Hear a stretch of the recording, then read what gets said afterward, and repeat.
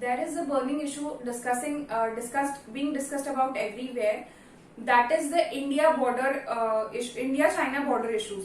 तो उसी के बारे में हम लोग सारा डिस्कस करने वाले हैं कि इशू क्या है और इसके बारे में अभी रिसेंटली इंडिया और चाइना के बीच में बातचीत हुई है, तो उसी के बारे में हम लोग पूरा डिस्कशन करने वाले हैं। तो welcome to my channel banking goals, मैं हूं दिव्या और आज इंडिया चाइना बॉर्डर टॉक्स के बारे में हम लोग डिस्कस करने वाले हैं। पहले हम लोग देखेंगे कि इसका एक्चुअल इशू क्या है। इंडियन जो LAC line of actual control के बारे में इसका पूरा डिस्कशन है। तो इंडिया की जो बॉर्डर है और चाइना की जो बॉर्डर है या इंडियन टेरिटरी जो है और चाइनीज टेरिटरी, उसके बारे में इंडिया और चाइना के बीच में बहुत दिन से प्रॉब्लम चल रहा है, बहुत महीनों से। क्योंकि चाइना का जो मानना, जो बॉर्डर चाइना मानती है वो इंडिया नहीं मानती है। कि China says that for example कुछ 7 माउंटेन्स के आसपास है, 7 to 8 माउंटेन्स, उसको फिंगर्स बोला जाता है। फिंगर 1, फिंगर 2, फिंगर 3, फिंगर 4, इस तरीके से। तो पहले एक बॉर्डर तक चाइना मानती थी कि ये चाइना क्लेम करती थी कि उसका टेरिटरी यहाँ तक है। ये सारा एरिया है पैंगोंग त्सो लेक के पास का। तो इंडिया मानती थी कि उसकी बॉर्डर यहाँ तक, और ये एरिया डिस्प्यूट में था कि ये किसका एक्चुअल एरिया है। बट अभी चाइना ने और एक्सटेंड करके थोड़ा सामने तक आ गया है और यहाँ पे अपनी मिलिट्री ट्रूप्स लगा दी है। और जो कुछ महीनों पहले से इंडिया की जो पेट्रोलिंग के लिए जो मिलिट्री जाती थी, उसको भी यहाँ पे अलाउ करना बंद कर दिया है टू पेट्रोल। तो इस विषय में सारा डिस्कशन था और एक दो चीजें वो हम लोग आगे देखेंगे। तो ये इस बारे में सारा डिस्कशन का पॉइंट था। तो अभी फिलहाल में जो हमारे लेफ्टिनेंट जनरल हरपाल सिंह जी है, जिनके पास पूरा जो लेह वाला साइड का पूरा एरिया है, जो लेह कारगिल, उसके बाद लद्दाख और उसके बाद कश्मीर का जो एरिया उनके अंडर आता है प्रोटेक्शन का या डेवलपमेंट का। तो इन्होंने चाइना के साथ कुछ डिस्कशन किया है इसी मुद्दे को लेके, और वो डिस्कशन के लिए ही has cross the LAC and he has move to a place called Aksai Chin. तो ये अक्साई चिन में चाइना के साइड का एरिया है। यहाँ पे इंडिया और चाइना का डिस्कशन हुआ।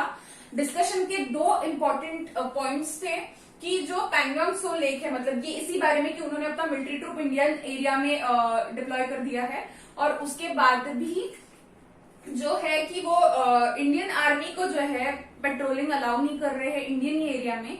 एंड सेकेंड डिस्कशन का पॉइंट है 1993 एग्रीमेंट। तो मुद्दा ये है कि जो चाइना है, उन्होंने रिसेंटली एक वीडियो रिलीज किया जिसके हिसाब से उन्होंने बहुत सारा मिलिट्री ट्रूप वहां पे लगा दिया है। और दूसरी चीज ये भी है कि it is not allowing India to enter there.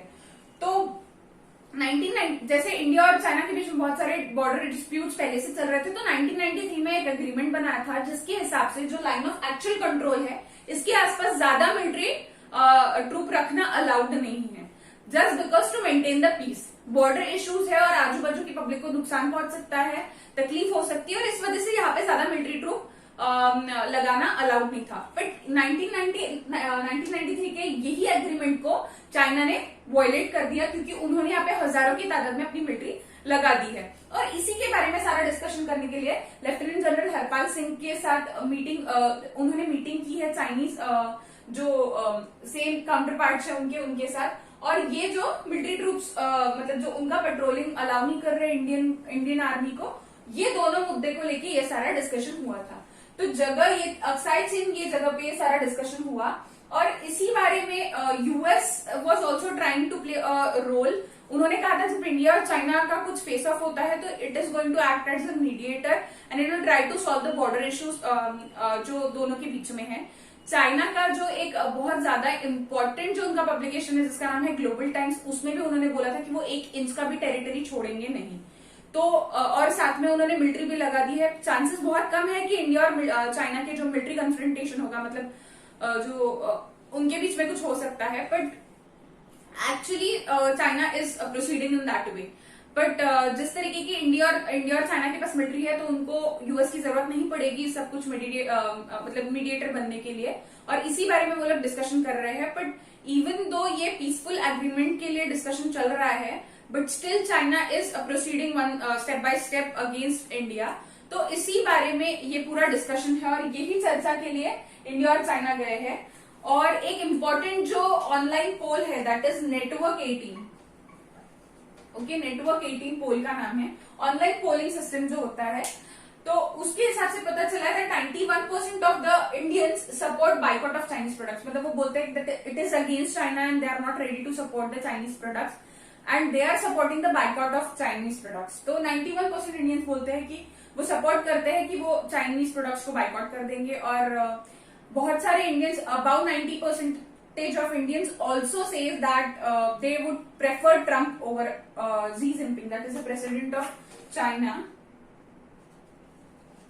तो वो प्रेफर करेंगे, मतलब they think that Trump is much more better than this person.